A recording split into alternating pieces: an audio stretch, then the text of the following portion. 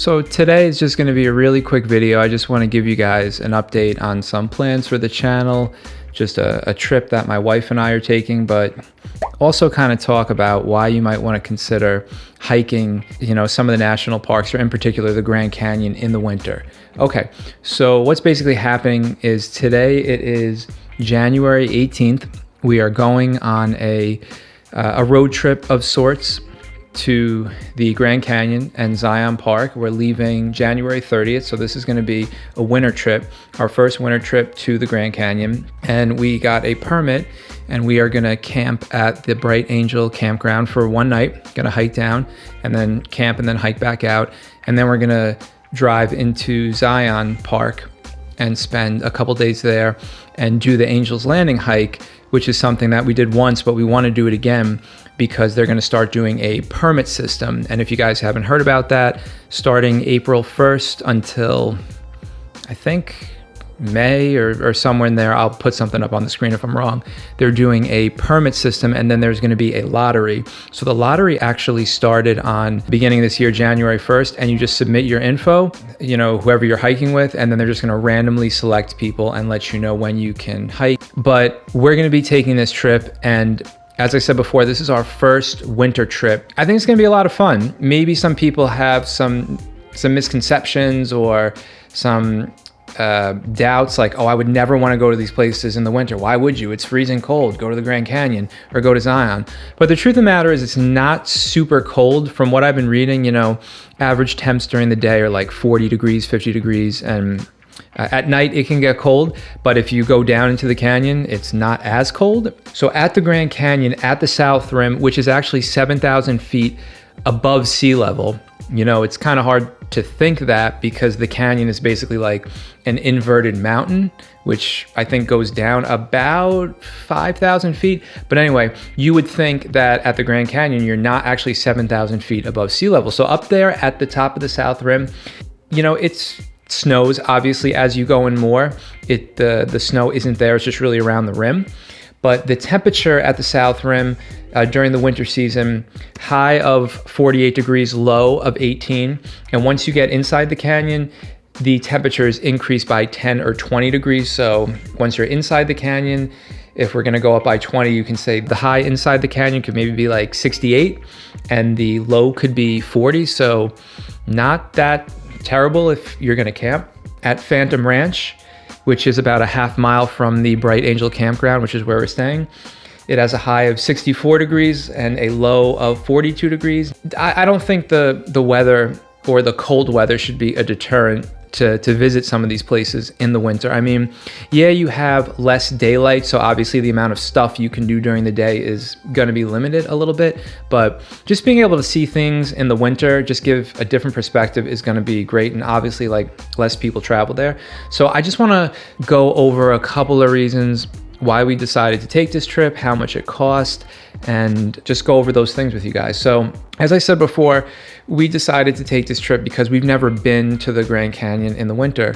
We usually take summer trips, and that's obviously when most people travel. So just being able to go and have less people there, I think is gonna make the experience that much better, that much more enjoyable. We're gonna be going there in the winter, so that's gonna be a different landscape with the snow and everything. So that's going to be really exciting.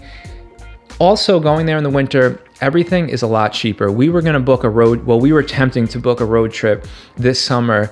We were going to go out to Washington and, drive around the Northwest, maybe even consider going back to Glacier again, which was a beautiful place. We didn't have enough time there.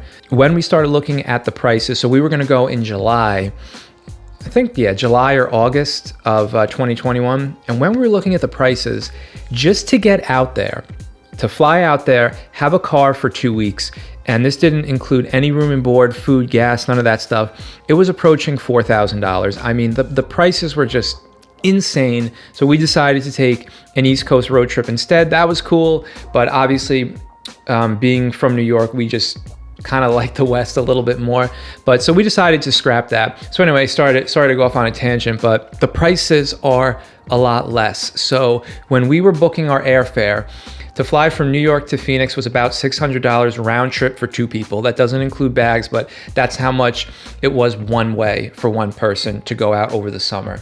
So there's that. lodging is super available and so much cheaper. We actually got a lodge in the park on the rim. It's called the Masswick Lodge, and staying there, I think from January 30th to February 4th, we are paying $100 a night. And when I checked online to see how much these rooms would cost in the summer, they're already booked. You can't get them. But when I was looking at comparable lodges in the canyon that were available, the prices were around $300. So you're talking a 60% discount just right off the bat for traveling in the winter. What else? Okay, so the rent-a-car was a lot cheaper too. The car rental from January 30th to February 7th, so about a week and a half or so, $375. We actually were able to save an additional $50 because we did a booking that is non-refundable. So there's that too. The other reason too to travel there in the winter is that we got a permit no problem. During the summer, as I mentioned with the lodges, you have to really book things in advance. I will say though that the cabins at Phantom Ranch weren't available. We checked those. Not that we wanted to stay in a cabin, but I just figured I'd check those weren't available. So maybe that has to be booked even more time in advance. But we had no problem getting a campground at Bright Angel for one night. We basically could choose whatever we want.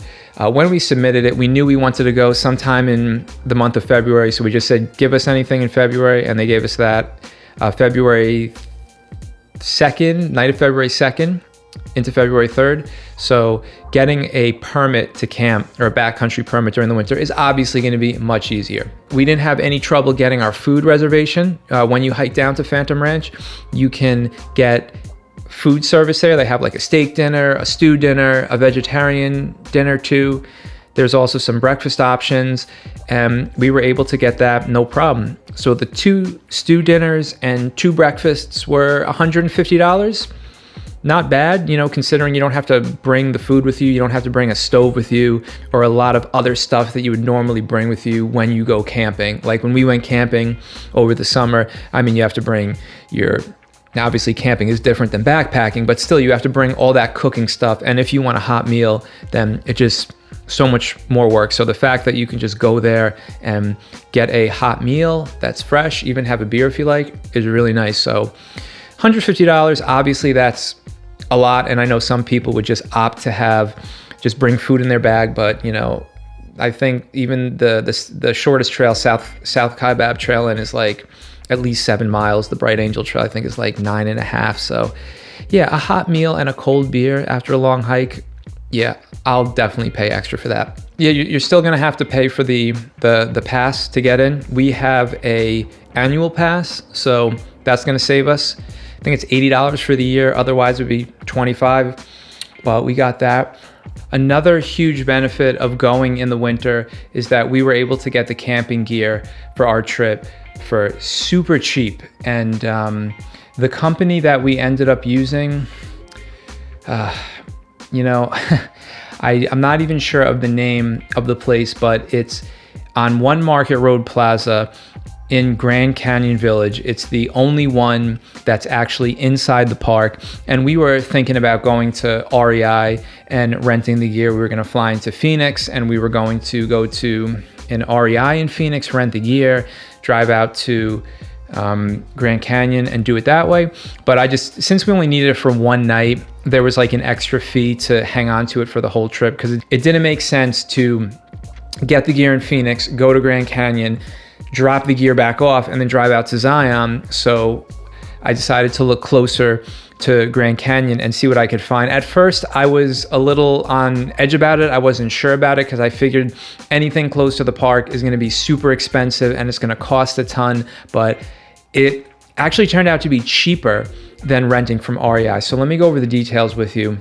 This place was super cool, and the total cost for 2 packs, 1 tent, 2 sleeping bags, 2 sleeping pads, and 2 sets of trekking poles was $100.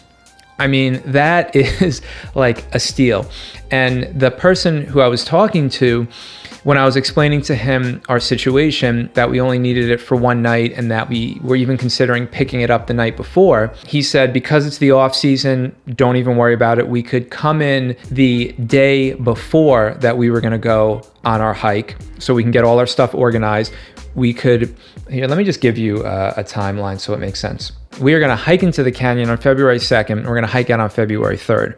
So when I spoke to this company, they said that we can pick up the gear in the evening. They close at 8. We can pick up the gear on February 1st, like around 7. They close at 8. So we can get the gear the night before, get organized, hike into the canyon February 2nd, hike out February 3rd, and then we can bring the gear back early Friday, February 4th, and he's only gonna charge us for 1 day of use, which is great. I mean, this totally solved our problem. He did say that because it's the off season, he can cut us a break. So another reason to go there in the winter, you can get this stuff for a lot less. And it was just a really pleasant surprise to find a outfitter actually in the park that wasn't going to, you know, charge us an arm and a leg and actually give us a good deal on some camping gear. So that's definitely another reason to go to the park in the winter.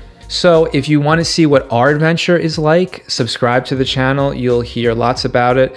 Follow us on Instagram, TikTok. I'll put the links in the description. So if you guys have any questions or anything, let me know in the comments. Any sites to see that I may have not mentioned while we're out there, let me know in the comments. I love all the comments. I read every single one. I respond to everyone, and I'm just grateful that you guys engage and participate on the channel. If this video helped you out, give it a thumbs up.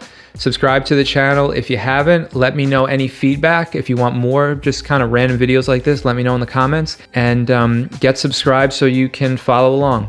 Okay guys, thank you for watching, and see you on the next one.